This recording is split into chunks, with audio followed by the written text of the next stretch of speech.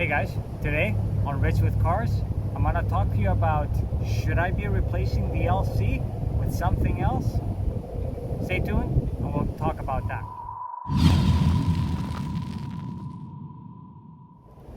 So lately I've been thinking about maybe replacing the LC with something else. Of course, the market's been pretty crazy in the last year and a half or so.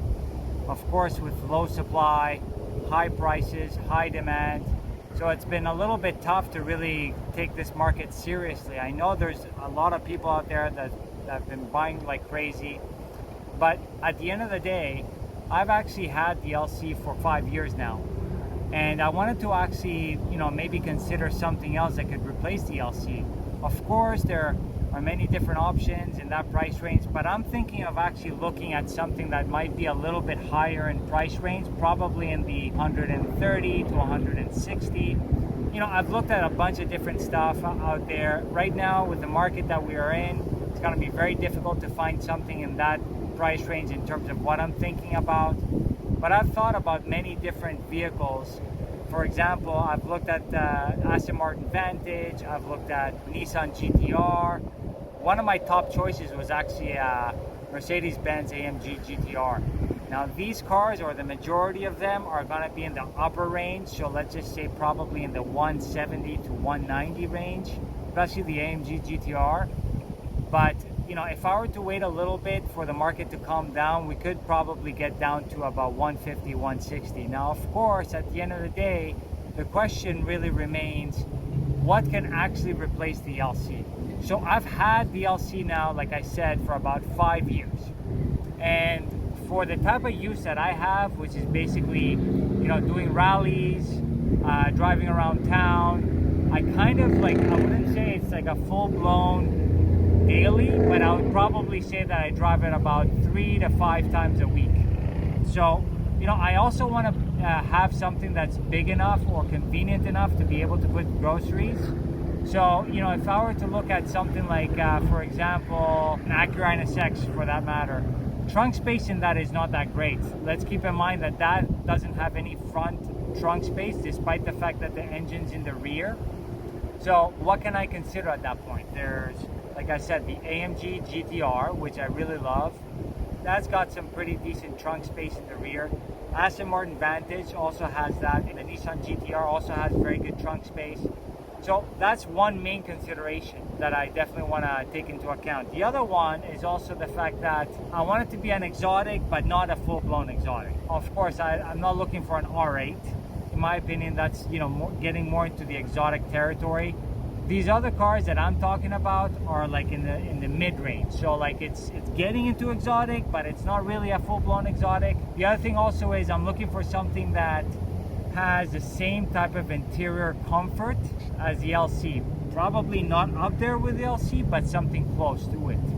Now let's keep in mind also that with my LC, I modified it and I dropped the suspension, which basically would make it a little bit stiffer, a little bit less convenient. So keep in mind that at the end of the day, I am able to cope with a stiffer suspension because the suspension that I modified it with is actually a little bit stiffer. So I'm not 100% full-blown into the luxury or into the GT version of a car.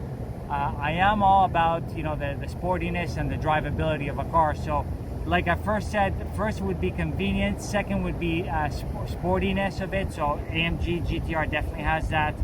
The Nissan GT-R definitely has that as well. In fact, the Nissan GT-R has got a lot of noises in it as well. So I don't know if that would be as quiet or as refined as an LC. Aston Martin Vantage for sure. My concern though, the other thing is when I look at an Aston Martin Vantage is, one of the things is that it definitely depreciates in value quite a bit.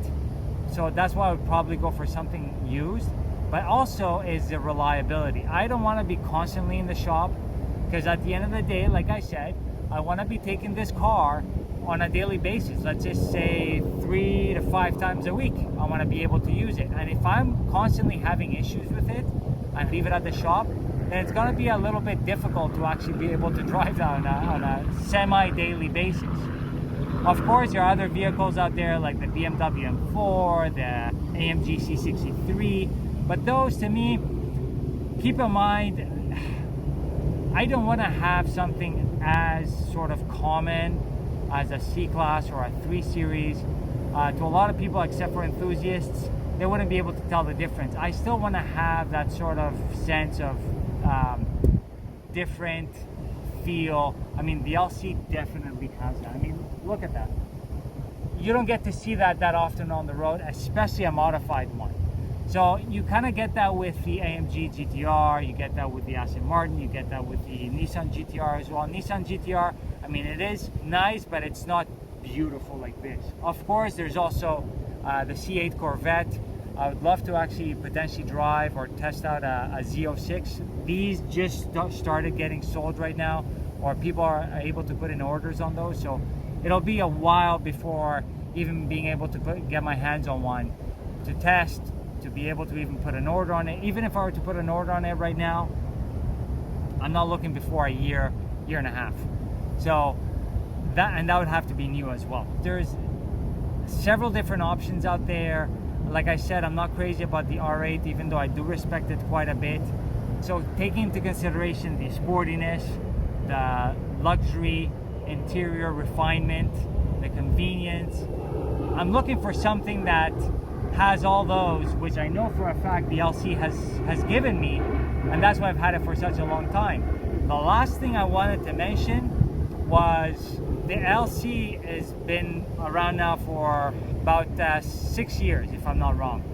And I don't think I came out with a video talking about the future of the LC. I don't think Lexus is gonna come out with a replacement to the LC. So, I mean, at the end of the day, I would definitely go for that if there was a replacement to the LC. But there's been talks about a potential LFA2 that might have that twin turbo V8. So that's definitely something I'm willing to wait around for, and I'll definitely get it new. I'm not in such a rush to be able to try to get something right now, but of course, knowing Lexus, they really do take their time in terms of sending out news to people or giving teasers to the community as well.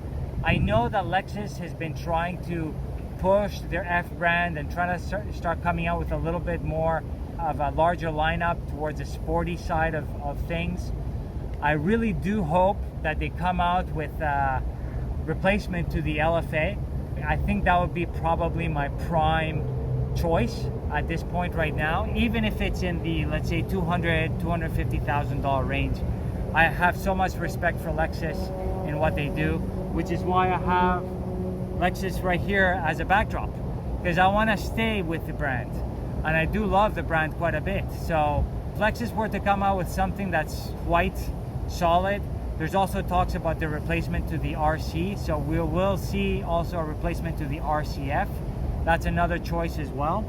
So, you know, I really would love to know what your opinions are. Please leave some comments below to know what your take on all this is. See what your opinions are in terms of something that could potentially replace the LC. I love it tremendously. I really do hope that you guys can come up with something else aside from, you know, some of the other options that I mentioned. And, you know, I definitely love the fact that you guys are supporting me as always. So stick around. Hopefully I'll be coming out with some more reviews in the future of some other vehicles.